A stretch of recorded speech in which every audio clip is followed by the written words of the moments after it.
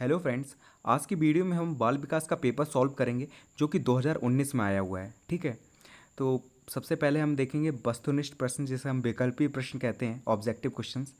पहला क्वेश्चन है कि जिस प्रकार शारीरिक विकास के लिए भोजन का महत्व है, उसी प्रकार सामाजिक विकास के लिए शिक्षा का, यह कथन किसका है? तो पूछा गया ये कथन किसका था? स्किनर का, ड्यूबी का, वुडवर्थ का या अरस्तू का? तो ये किसने कहा था कि शारीरिक विकास के लिए जैसे भोजन का महत्व है, वैसे ही सामाजिक विकास के लिए शिक्षा का?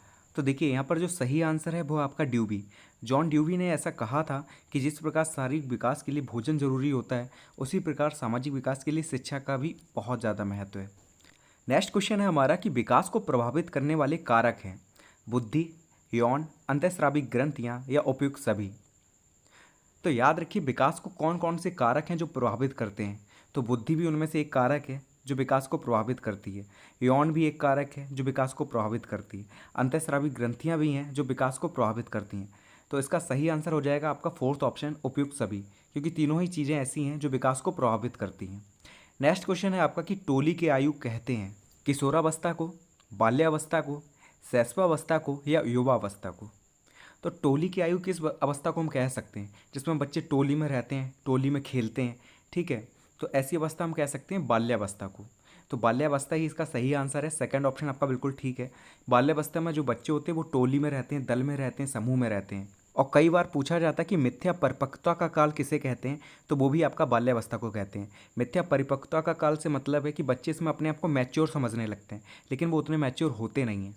ठीक है, तो ये भी क्वेश्चन में पूछ सकता है, तो याद रखिएगा। नेक्स्ट क्वेश्चन देख लेते हैं।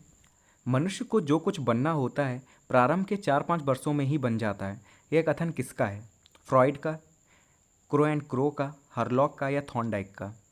तो मनुष्य को जो कुछ बनना होता है वो प्रारंभ के 4-5 वर्षों में ही बन जाता है, यह कथन किसने दिया है? तो ये कथन दिया है आपका फ्रॉइड ने, सिगमंड फ्रॉइड ने।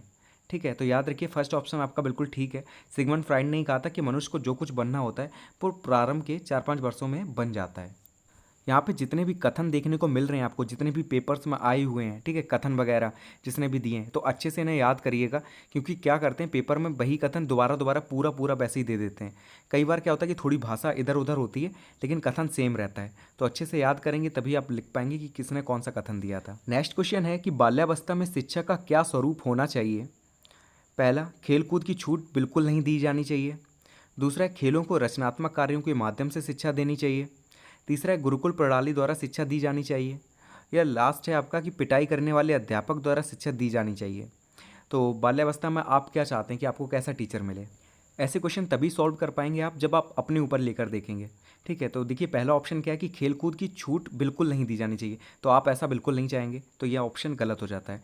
सेकंड है, फिर थर्ड देख लेते हैं कि गुरुकुल प्रणाली द्वारा शिक्षा दी जानी चाहिए। तो देखिए गुरुकुल प्रणाली में क्या होता था कि टीचर बोलता जा रहा है, बच्चे सुनते जा रहे हैं, वो अपनी तरफ से कोई प्रश्न नहीं पूछ सकते, तो ऐसा भी आप नहीं चाहेंगे। और फोर्थ ऑप्शन तो आप बिल्कुल ही नहीं चाहेंगे कि पिटाई करने वाले अध्यापक द्वारा शिक्षा दी जाए। तो इसका सही आंसर हो जाएगा आपका सेकंड ऑप्शन, क्योंकि खेलों के माध्यम से आप चाहेंगे आपको शिक्षा मिले या कोई रचनात्मक कार्यों के माध्यम से आपको शिक्षा मिले। ठीक है, तो सेकंड ऑप्शन आपका बिल्कुल ठीक हो जाएगा। नेक्स्ट क्वेश्चन है आपका कि बालक के मानसिक विकास के लिए शिक्षक को करना चाहिए। पहला, स्नेह और सहानुभूतिपूर्ण व्यवहार। दूसरा है सदाचरण प्रस्तुत करना। थर्ड है आपका उपयुक्त शिक्षण विधि का प्रयोग। या फोर्थ है आपका उपयुक्त सभी। तो इसका सही आंसर हो जाएगा उपयुक्त सभी।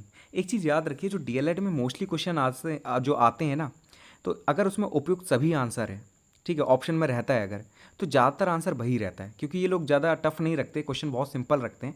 अगर मान लिया कोई क्वेश्चन अगर आपको ऐसा है जो नहीं आ रहा है, ठीक है, आपको तुक्का मारना है, तो उपयुक्त सभी है उसमें, तो उपयुक्त सभी में आप तुक्का मार सकते हैं। ठीक है, तो याद रखिएगा इस चीज़ को। नेक्स्ट क्वेश्चन है आपका कि शिक्षा में सृजनात्मक का प्रयोग किस रूप में होता है? सीखना, तर्क, चिंतन या कल्पना। तो किस रूप में सृजनात्मक का प्रयोग किया जाता है? क्रिएटिविटी का प्रयोग आप किस रूप में करते हैं? सीखने में, तर्क देने में, चिंतन में या कल्पना में? तो देखिए इसका सही आंसर है आपका चिंतन। थर्ड ऑप्शन आपका बिल्कुल ठीक है। चिंतन करने में सबसे ज़्यादा क्रिएटिविटी, जब आपके मन में क्रिएटिविटी शब्द आता है तो आप उस चीज़ के बारे में सोचते हैं, चिंतन करते हैं ना, तो थर्ड ऑप्शन आपका इसका बिल्कुल ठीक हो जाएगा। नेक्स्ट क्वेश्चन है कि कल्पना के विकास के लिए शिक्षा में निम्न बातों पर ध्यान देना चाहिए। भाषा विकास पर ध्यान देना चाहिए, कहानी सुनने पर ध्यान देना चाहिए, काल्पनिक खेलों एवं क्रियाओं के अवसर पर ध्यान देना चाहिए, कि उपयुक्त सभी। तो देखिए इसका सही आंसर है उपयुक्त सभी, क्योंकि मैंने आपको पहले ही बताई कि अगर उपयुक्त सभी आपको देखने को मिलता है तो मोस्टली आंसर यही रहता है, ज़्यादातर चांस है। ठीक है, 100 में 80 बार यही चांस रहता है। नहीं तो देखिए कि कल्पना का विकास आप कैसे करेंगे, भाषा का विकास होगा तभी तो आप उस भाषा में कल्पना कर पाएंगे, कहानी सुनेंगे तब आप कल्पना कर पाएंगे, काल्पनिक खेल वगैरह और क्रियाओं के अवसर ढूंढेंगे तब आप कल्पना कर पाएंगे। ठीक है, तो ये कल्पना की रीज़न है कि कैसे आप कल्पना कर सकते हैं। नेक्स्ट क्वेश्चन है यहाँ पर कि थॉर्नडाइक ने दिया, मतलब कौन सा नियम दिया था थॉर्नडाइक ने, प्रभाव का नियम दिया था, अभ्यास का नियम दिया, तत्परता का नियम दिया या उपयुक्त सभी। तो देखिए थॉर्नडाइक का जब मैंने नियम पढ़ाया था आपको ट्रिक भी बताई थी कि जो प्राथमिक नियम है इसकी ट्रिक बताई थी मैंने टैप करके, ठीक है, TAP। तो T से था आपका तत्परता का नियम, A से था आपका अभ्यास का नियम और P से था आपका प्रभाव का नियम। और ऐसे ही मैंने जो गौण नियम इन्होंने दिए थे 5 उसकी भी ट्रिक बताई थी बी मास करके। ठीक है, तो याद रखिएगा थॉर्नडाइक ने कौन से नियम दिए, तो प्रभाव का नियम भी दिया है, अभ्यास का नियम भी दिया है और तत्परता का भी नियम दिया है। तो ये कौन से कहलाते हैं नियम, तो ये प्राथमिक नियम कहलाते हैं थॉर्नडाइक के। तो इसका फोर्थ जो ऑप्शन है बिल्कुल ठीक हो जाएगा, उपयुक्त सभी। ठीक है, तीनों ही नियम थॉर्नडाइक ने दिए हैं। नेक्स्ट क्वेश्चन है कि प्रेरणा होती है सकारात्मक, नकारात्मक, विकल्प 1 और विकल्प दोनों या उपयुक्त में से कोई नहीं। तो देखिए प्रेरणा कैसी होती है, सकारात्मक भी होती है और नकारात्मक भी होती है। जैसे आपका टीचर आपको शाबाश बोले, ठीक है, गुड दे दे, वेरी गुड दे दे, तो ये क्या है, ये सकारात्मक है। लेकिन वहीं आपको अगर पीट कर कोई चीज़ सिखा रहा है, ठीक है, आपको प्रेरित कर रहा है कि नहीं एग्जाम में आपके कम नंबर आएंगे, आपको पीट रहा है, तो ये होगी नकारात्मक। ठीक है, तो ऐसी प्रेरणा जो कहलाती है वो नकारात्मक होती है। तो थर्ड ऑप्शन आपका बिल्कुल ठीक हो जाएगा, विकल्प 1 और विकल्प दोनों। नेक्स्ट क्वेश्चन है कि जीन पियाजे द्वारा बालक के संज्ञानात्मक विकास की अवस्थाओं में वर्णन किया गया है। तो कितनी अवस्थाएं दी थी जीन पियाजे ने, मैंने अच्छे से बताया है आपको और सबके कैरेक्टरिस्टिक्स भी बताए थे। तो जीन पियाजे ने बालक के संज्ञानात्मक विकास की 4 अवस्थाओं का वर्णन किया है। ठीक है, तो सेकंड ऑप्शन आपका बिल्कुल ठीक हो जाएगा, 4 अवस्थाएं बताइए।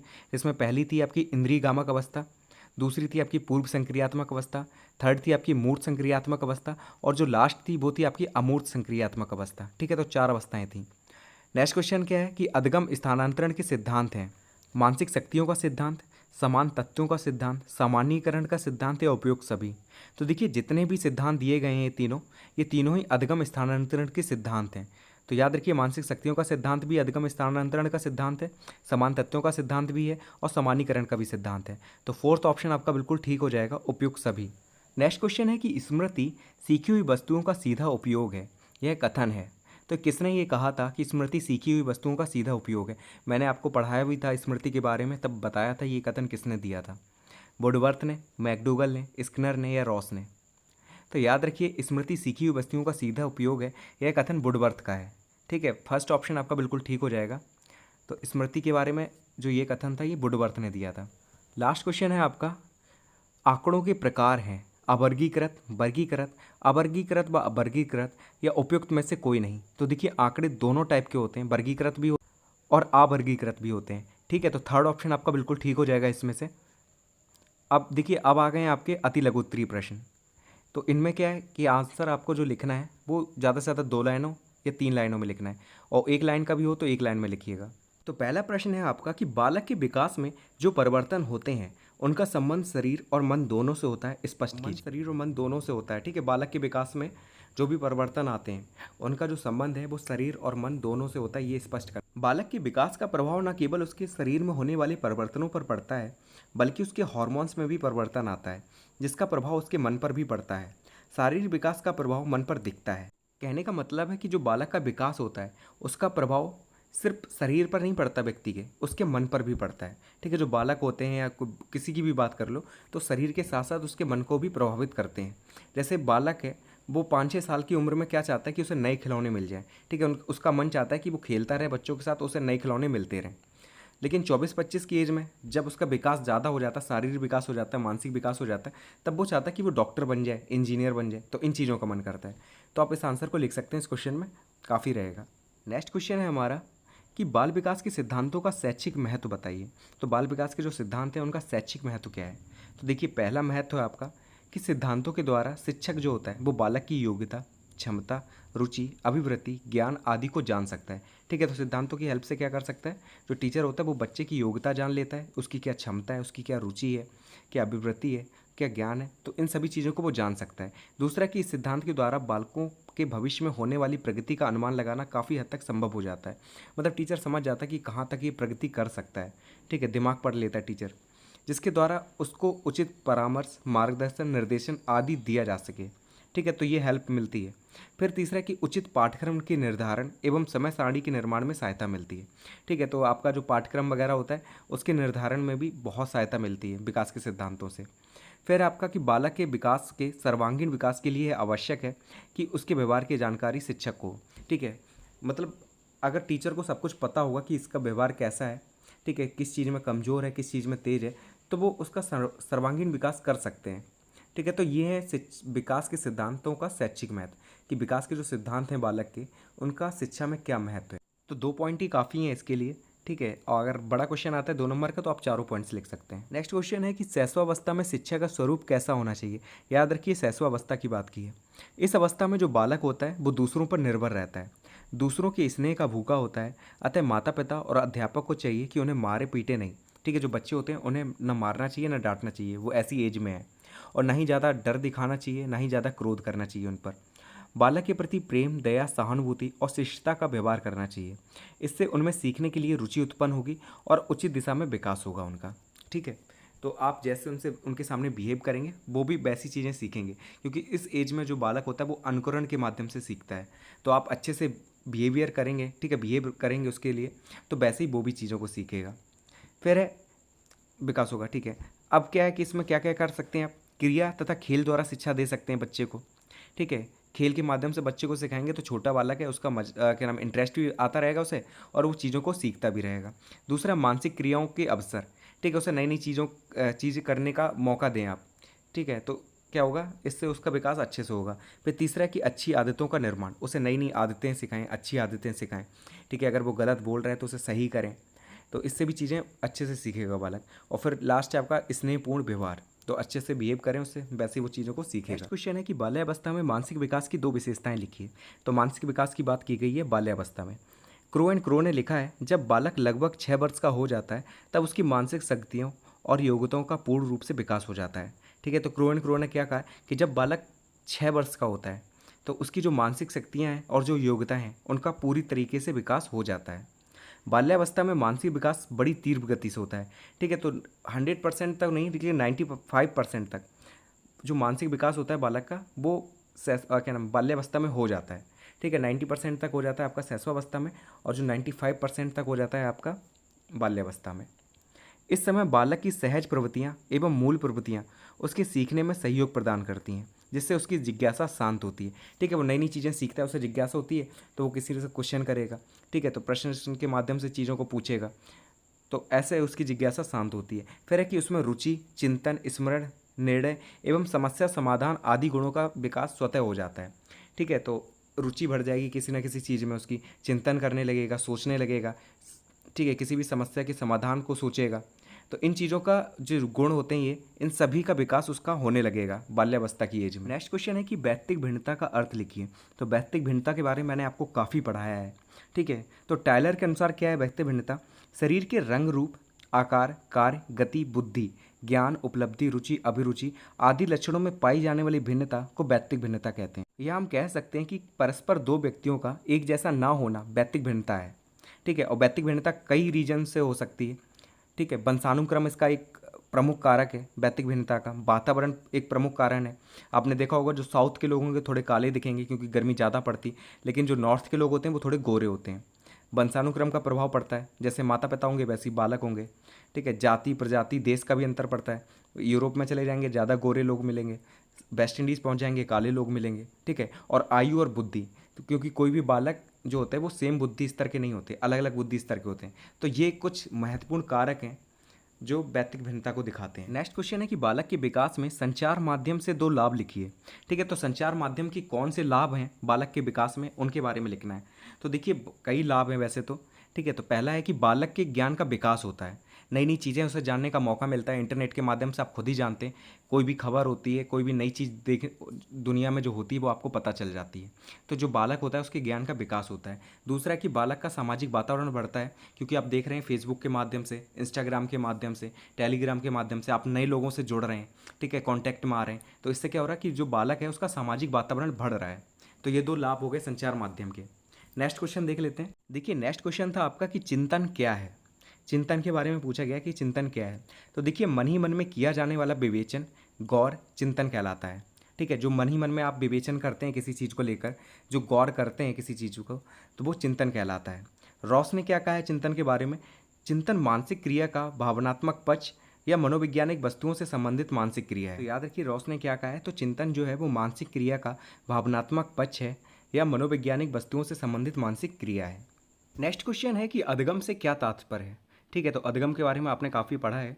तो अधगम क्या होता है? अधगम का मतलब है सीखना। ठीक है, तो हम अधगम को और सीखने को एक दूसरे के पर्यायवाची कह सकते हैं। ठीक है, तो अधगम का मतलब भी सीखना है और सीखना तो है ही। तो स्किनर ने अधगम के बारे में क्या कहा है? इन्होंने कहा है कि अधगम व्यवहार में उत्तरोत्तर सामंजस्य की प्रक्रिया है, और सामंजस्य मतलब होता है अनुकूलन। तो अधगम क्या है? व्यवहार में उत्तरोत्तर सामंजस्य की प्रक्रिया है। ये स्किनर ने कहा है, डेफिनेशन कई बार आती है और कई बार आ चुकी। दूसरी है गेट्स व अन्य के अनुसार सीखना अनुभव और प्रशिक्षण द्वारा व्यवहार में परिवर्तन है। सीखना क्या है? अनुभव और प्रशिक्षण द्वारा व्यवहार में परिवर्तन। तो दो डेफिनेशन है, याद कर लीजिएगा अधगम के बारे में। नेक्स्ट क्वेश्चन है कि बाल विकास में अधगम की सम्मेलन व विचार गोष्ठी विधि बताइए। ठीक है, तो सम्मेलन और विचार गोष्ठी विधि के बारे में पूछा गया है। तो अधगम की सम्मेलन तथा विचार गोष्ठी विधि एक अत्यंत महत्वपूर्ण विधि है। इसके माध्यम से छात्र का अधगम अच्छा हो सकता है। इस विधि में कुछ विद्वान मिलकर सम्मेलन या विचार विमर्श द्वारा समस्या का समाधान ढूंढते हैं। तो विचार गोष्ठी से आप समझ में आ रहा होगा कि 3-4 लोग इकट्ठे हो जाते हैं, कई सारे लोग इकट्ठे हो जाते हैं और किसी समस्या पर बात करते हैं। ठीक है, ऐसी सम्मेलन में होता है कि कई सारे लोग इकट्ठे हो गए, किसी टॉपिक पर अपनी अपनी बात रख रहे हैं। तो ये होता है सम्मेलन विधि। जब विचार गोष्ठी में क्या होता है, सब अपने अपने बात रख रहे होते हैं, लेकिन सम्मेलन में एक एक करके बात रख रहे होते हैं। तो बस यही ये सेम चीज़ है कि विचार विमर्श किया जाता है किसी समस्या के समाधान को लेकर। नेक्स्ट है कि जब एक कुत्ते के सामने पहले घंटी बजाई जाती है, फिर उसके सामने भोजन का टुकड़ा दिया जाता है, तो कुत्ते की लार निकलती है। यह प्रक्रिया कई बार होने के बाद प्रयोगकर्ता द्वारा घंटी बजाए जाने के, इस बार जो घंटी बजाएगी उसमें खाना नहीं दिया गया, लेकिन कुत्ते को फिर भी लार आ रही है। तो यह कौन से सिद्धांत के अंतर्गत आता है? तो देखिए, ये प्रयोग किया था पावलव ने, ईपी पावलव ने। शास्त्रीय अनुबंधन का सिद्धांत ईपी पावलोव द्वारा 1904 में प्रतिपादित किया गया, जिसके लिए इन्हें नोबेल पुरस्कार मिला था। इन्होंने क्या बताया था इस अनुबंधन के सिद्धांत में कि इस उद्दीपन और अनुक्रिया के बीच में साहचर्य स्थापित होना ही अनुबंधन है। इन्होंने कहा कि उद्दीपन और अनुक्रिया के बीच में साहचर्य स्थापित होना ही अनुबंधन है। पावलोव ने किया क्या कि जब भी वो खाना देते थे कुत्ते को, तो कुत्ते की लार आने लगती थी। बाद में इन्होंने क्या किया, ये पहले घंटी बजाते थे, उसके बाद खाना देते थे और कुत्ते को तब लार आनी शुरू होती थी, है ना। मतलब भोजन को देख के उसे लार आती है, लेकिन अब क्या करने लगे थे, पहले घंटी बजाते थे, उसके बाद भोजन देते थे। थोड़े दिन बाद यही प्रक्रिया चलती रही, फिर उन्होंने क्या किया, सिर्फ वो घंटी बजाते थे और कुत्ते की लार आ जाती थी मुंह में। ठीक है, तो उन्होंने क्या किया, जो अनुबंधन था वो घंटी के बीच में और उसकी लार के बीच में स्थापित कर दिया। तो यही था अनुबंधन का सिद्धांत। नेक्स्ट क्वेश्चन में सीखने के पठार के 2 कारण और उन्हें दूर करने के उपाय पूछे गए हैं। ठीक है, तो देखिए सीखने का पठार किसे कहते हैं? सीखने की इस प्रकार की अवस्था जिसमें सीखने की उन्नति रुक जाती है। ठीक है, उसमें कोई उन्नति नहीं होती। इस अवस्था में अधगम वक्र ऊपर चढ़ने के स्थान पर समानांतर चलने लगता है और अधिक देर तक कोई प्रगति नहीं दिखाई देती। इस सपाट स्थल को अधगम का पठार कहते हैं। समझ गए ना? जब आप कुछ चीज़ पढ़ रहे हैं, सीखने की कोशिश कर रहे हैं, लेकिन आप सीख नहीं पा रहे हैं, ठीक है, तो समांतर स्थिति चल रही है आपकी, तो जो अगर उसे हम वक्र पर दिखाते हैं तो वो क्या होता है, फ्लैट बनता है चित्र। पहले ऊपर जाता है, उसके बाद वो फ्लैट हो जाता है, क्योंकि आप कितना भी पढ़ रहे हैं लेकिन कुछ असर ही नहीं हो रहा, आपको याद ही नहीं हो रही वो चीज़। ठीक है, ध्यान ही नहीं लग रहा उस पर। तो ये चीज़ कहलाती है अधगम का पठार। अधगम के पठार के कारण क्या होते हैं? तो पहला तो प्रेरणा का अभाव, कि आपके पास प्रेरित नहीं है आप अच्छे से, तो आप नहीं पढ़ पा रहे हैं। दूसरा नकारात्मक कारक, कि नेगेटिविटी इतनी आ गई है कि हम कुछ भी सीखेंगे नहीं सीख पाएंगे। तीसरा है कार्य की जटिलता, कि जो आप सीख रहे हैं वो काफ़ी कठिन है। ठीक है, आपके ऊपर से सब चीज़ें निकल रही, तब भी आप नहीं सीख पा रहे हैं, तब भी पठार बनता है। तो ये थे आपके अधगम के पठार के कारण। अब पढ़ेंगे हम कि अधगम के पठार को कैसे हम दूर कर सकते हैं। तो पहला उपाय है आपका कि सीखने के समय का वितरण। ठीक है, जो भी आप चीज़ सीख रहे हैं उसका समय निर्धारित कर लीजिए कि इस टाइम पे आपको ये चीज़ करनी, इस टाइम पे ये चीज़ करनी। एक साथ कई काम करने की कोशिश ना करें। दूसरा है उत्साह के साथ अधगम। जो भी कार्य आप कर रहे हैं वो उत्साह के साथ करें, तो आप जल्दी से सीखेंगे, अच्छे से सीखेंगे। तीसरा है प्रेरणा और तथा उद्दीपन। ठीक है, आप प्रेरित होने चाहिए, आप अंदर से प्रेरित होंगे तो वो चीज़ जल्दी सीख लेंगे। ठीक है, तब अधगम का पठार नहीं बनेगा। फिर है अच्छी आदतें। जो छोटे बच्चे उन्हें आप अच्छी आदतें सिखाएं कि आपको ऐसे सीखना है, जो भी चीज़ आपको नहीं आ रही आपको बार बार दोहराना है, तो ऐसे भी अधगम का पठार नहीं बनता। और फिर लास्ट है आपका विश्राम, कि आप विश्राम करते रहें। ठीक है, आराम करते रहें, बीच बीच में सीखें, फिर आराम कर लें। तो ऐसे क्या होगा कि आप स्फूर्ति बनी रहेगी और आप जल्दी चीज़ों को सीखेंगे और अधगम का पठार नहीं बनेगा। फिर नेक्स्ट क्वेश्चन है हमारा कि अधगम स्थानांतरण को स्पष्ट कीजिए, कि अधगम स्थानांतरण क्या होता है। तो देखिए, जब एक परिस्थिति में सीखा हुआ ज्ञान दूसरी परिस्थिति में सीखे हुए ज्ञान को प्रभावित करता है तो उसे हम अधगम अंतरण या अधगम स्थानांतरण कहते हैं। ठीक है, तो अधगम अंतरण और अधगम स्थानांतरण एक ही चीज़ है, याद रखिएगा। जब हम एक परिस्थिति में कोई चीज़ सीख रहे हैं और दूसरी परिस्थिति में या तो उससे फ़ायदा हो रहा है या उससे नुकसान हो रहा है हमें, तो ऐसी चीज़ कहलाती है आपकी अधगम अंतरण या अधगम स्थानांतरण। ये 3 तरीके का होता है। पहला होता है सकारात्मक, नकारात्मक और शून्य स्थानांतरण। नकारात्मक देख लेते हैं, जब आप एक परिस्थिति में सीखा हुआ ज्ञान किसी दूसरी परिस्थिति में आपको नुकसान पहुंचाता है तो ये कहलाता है आपको नकारात्मक अधगम स्थानांतरण। ठीक है, नुकसान से मतलब है कि आपको बाधा उत्पन्न कर रहा है। ठीक है, सीखने नहीं दे रहा है, आपको टाइम लग रहा है। जैसे आपने कीबोर्ड में इंग्लिश टाइपिंग पहले से सीख रखी है, अगर आप हिंदी सीखने जाते हैं तो आपको दिक्कत होती है। ठीक है, तो ये कहलाता है आपका नकारात्मक अधगम स्थानांतरण। फिर है सकारात्मक स्थानांतरण, जब एक परिस्थिति में सीखा हुआ ज्ञान दूसरी परिस्थिति में आपको फ़ायदा पहुँचाए तो ये होता है सकारात्मक। जैसे आपको सांख्यिकी आती है तो मैथ में आपको फ़ायदा होगा जब आप मैथ पढ़ेंगे। तीसरा है शून्य स्थानांतरण, जब एक कार्य का आपको ना फ़ायदा हो ना घाटा हो दूसरे काम को सीखने में, तो वो कहलाता है शून्य अधगम स्थानांतरण। ठीक है, 3 चीज़ें हो गई। नेक्स्ट क्वेश्चन देख लेते हैं। क्वेश्चन है आपका कि प्रतिद्वंद्विता से आप क्या समझते हैं, मतलब कंपटीशन से आप क्या समझते हैं। तो देखिए, कंपटीशन क्या होता है, व्यक्तियों, समूहों, राष्ट्रों या जानवरों के बीच भूक्षेत्र, पद या संसाधनों के आवंटन आदि के लिए संघर्ष या मुकाबला को हम प्रतियोगिता या प्रतिस्पर्धा कहते हैं। ठीक है, तो समझ गए ना, किसी भूक्षेत्र को लेकर, पद को लेकर, संसाधनों के आवंटन को लेकर जो मुकाबला होता है, प्रतियोगिता होती है, इसे हम कहते हैं प्रतिस्पर्धा या कंपटीशन। नेक्स्ट क्वेश्चन है कि बालक में विस्मृति कम करने के 2 उपाय बताइए।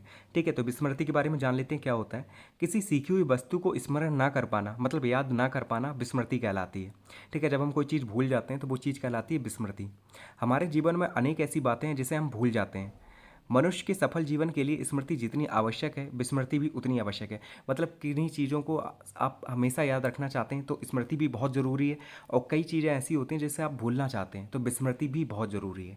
ठीक है, विस्मृति क्या होता है, जब हम किसी चीज़ को याद करना चाहें लेकिन हमें याद ना आए तो विस्मृति है, और याद करना चाहें याद आ जाए तो ऐसी चीज़ स्मृति कहलाती है। अब हम देख लेते हैं विस्मृति को कम करने के उपाय कि कैसे हम विस्मृति को कम कर सकते हैं। पहला है कि एक दिन पाठचर्या का पालन कर मतलब प्रतिदिन आप एक ही पाठचर्या का पालन करें। जो दिनचर्या है आपकी कि आज सुबह इतने बजे ये करना है, इतने टाइम पे ये करना है, तो अगर एक ही दिनचर्या का पालन करेंगे तो विस्मृति कम हो जाएगी। दूसरा है सारी बातें नोट कर लेना, जैसे बिल्कुल गजनी बन जाना है ना, जैसे गजनी बॉडी पे लिख लेता था वैसे ही आपको भी नोट कर लेना है, लेकिन बॉडी पे मत करना, कॉपी किताबों में कर लेना। तीसरा है कि एक ही समय में एक ही चीज़ पर ध्यान देना। जब एक समय पे आप एक चीज़ पर ध्यान देंगे तो विस्मृति के चांस बहुत कम हो जाएंगे।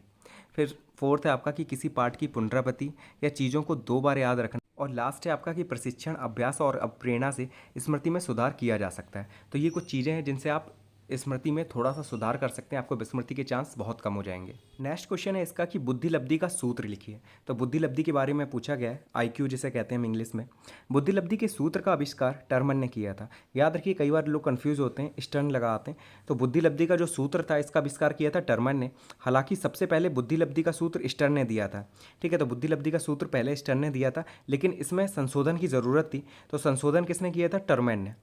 ठीक है, टर्मन ने संशोधन किया था, और इसलिए बुद्धि लब्धि का जो सूत्र का श्रेय है वो टर्मन को दिया जाता है।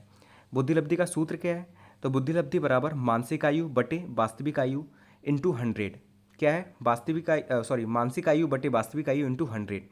जो स्टर्न ने दिया था वो सिर्फ मानसिक आयु बटे वास्तविक आयु दिया था, लेकिन इंटू 100 से गुणा करना बहुत ज़रूरी था, तभी परसेंटेज में देगा आपको, और ये दिया था आपका टर्मन ने। इसलिए टर्मन को बुद्धि लब्धि का जनक कहते हैं।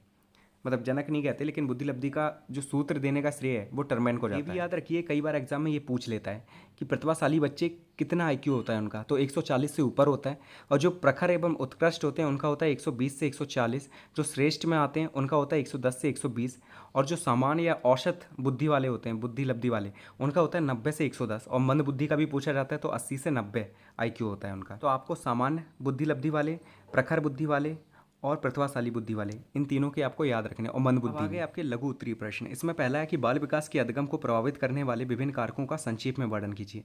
तो कौन कौन से कारक हैं जो प्रभावित करते हैं, मैंने आपको ट्रिक के साथ बताया था जब अधगम चैप्टर पढ़ाया था, तो आप चाहें तो ट्रिक याद कर सकते हैं उस वीडियो को देखकर। ठीक है, लेकिन मैं यहाँ पे बता देता हूँ, सब पास पास करके उसकी ट्रिक थी। और उसमें कौन कौन से आते हैं कारक, तो पहला है शारीरिक और मानसिक स्वास्थ्य, परिपक्वता, सीखने की इच्छा, प्रेरणा, वातावरण, विषय सामग्री का स्वरूप, अनुशासन एवं रुचि, और शिक्षण विधि। तो ये कारक हैं जो बाल विकास को बाल विकास में अधिगम को प्रभावित करते हैं। ठीक है, तो याद कर लीजिएगा। सेकंड क्वेश्चन है, जब बालक किशोरावस्था में पैर रखता है तो उसमें धीरे धीरे परिवर्तन होते हैं। इस संधि काल का शिक्षक तथा अभिभावक के लिए क्या महत्व है? तो देखिए, किशोरावस्था के बारे में थोड़ा सा लिखिए, उसकी विशेषताएं लिख दीजिएगा और लिख दीजिए काफ़ी तनाव तूफान की अवस्था होती है बच्चों के लिए, नई नई चीज़ें होती हैं, नए नए परिवर्तन होते हैं, तो उन्हें काफ़ी अच्छे से समझाना चाहिए। थोड़ा बना बना के लिख दीजिएगा। नेक्स्ट क्वेश्चन है कि व्यक्तिगत मापन की प्रशिक्षण विधियों का वर्णन कीजिए। तो प्रशिक्षण विधियों का वर्णन करने को कहा गया है, मैंने आपको अच्छे से बताया, व्यक्तिगत चैप्टर देख लीजिए उसकी वीडियो, उसमें सब कुछ मिल जाएगा आपको। नेक्स्ट क्वेश्चन है कि प्रयास एवं त्रुटि सिद्धांत की व्याख्या करते हुए बताइए कि शिक्षा में इसकी क्या उपयोगिता है। तो देखिए, प्रयास एवं त्रुटि का सिद्धांत आपका थॉर्नडाइक ने दिया था, तो इसके बारे में मैंने आपको पूरा पढ़ाया वीडियो में, आप देख सकते हैं उसे। ठीक है, और शैक्षिक प्रयोग क्या है कि शैक्षिक में क्या उपयोगिता है इसकी, तो यह सिद्धांत अभ्यास की क्रिया पर आधारित है, इसलिए इसमें सीखा हुआ जो ज्ञान होता है वो स्थायी बनता है। दूसरा, यह सिद्धांत गलती से प्राप्त होने वाले अलग अलग अनुभवों तथा अन्य परिस्थितियों में लाभ उठाने में मदद करता है, क्योंकि आप कई बार गलती करके चीज़ों को सीखते हैं तो वो स्थायी बन जाता है सीखना, और कई परिस्थितियों में आपको मदद करता है। तीसरा, यह सिद्धांत छोटे और मंदबुद्धि बालकों के लिए अधिक उपयोगी है। ठीक है, तो ये तीन हो गए, उपयोगिता आप लिख सकते हैं, और इसके बारे में मैंने आपको पढ़ाया है कि इसे एसआर सिद्धांत कहते हैं। ठीक है, एसआर थ्योरी कहते हैं, उद्दीपक अनुक्रिया सिद्धांत कहते हैं। किस पे प्रयोग किया था? तो बिल्ली पे प्रयोग किया था इन्होंने। उद्दीपक के बारे में बताया था, अनुक्रिया के बारे में बताया था, आप वीडियो देख लीजिए, बहुत आसान लगेगा आपको। नेक्स्ट क्वेश्चन है कि स्किनर के क्रिया प्रसूत अधिगम सिद्धांत का उल्लेख कीजिए।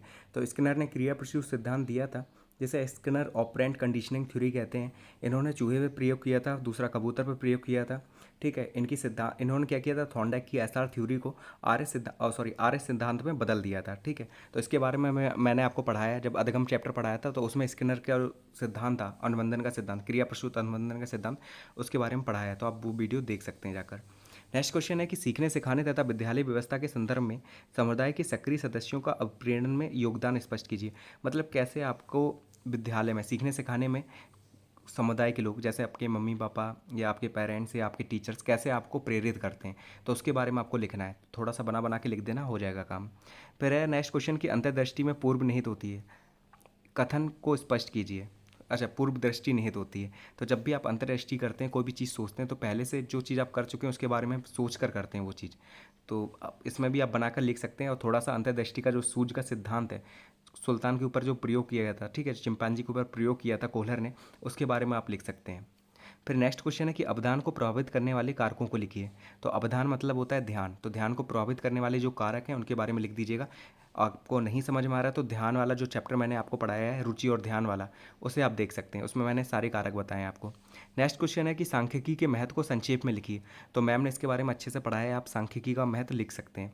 नेक्स्ट क्वेश्चन है कि समान ज्ञान की परीक्षा में 8 विद्यार्थियों को निम्नलिखित अंक प्राप्त हुए, इसका मध्यमान ज्ञात कीजिए। मतलब मीडियन निकालना है आपको, नीचे संख्याएं दी गई हैं, इनका मीडियन निकालना है, फार्मूला यूज़ करिएगा आप, मीडियन आराम से निकल जाएगा। तो ठीक है, तो ये वीडियो मैं यहीं पे कंप्लीट करता हूँ, अब मिलेंगे नेक्स्ट वीडियो में। तो तैयारी करते रहिए, पढ़ते रहिए, एग्ज़ाम आपके पास में ही है। ठीक है, और वीडियो को ज़्यादा से ज़्यादा शेयर कीजिए अपने दोस्तों के साथ, और जो भी ग्रुप्स में आप ऐड वगैरह हैं, ठीक है, फेसबुक पर शेयर कीजिए, ताकि ज़्यादा से ज़्यादा लोग हमसे जुड़ सकें, थोड़ा हमें भी अच्छा लगे, कॉन्फिडेंस बढ़े हमारा भी। And thank you so much for watching this video.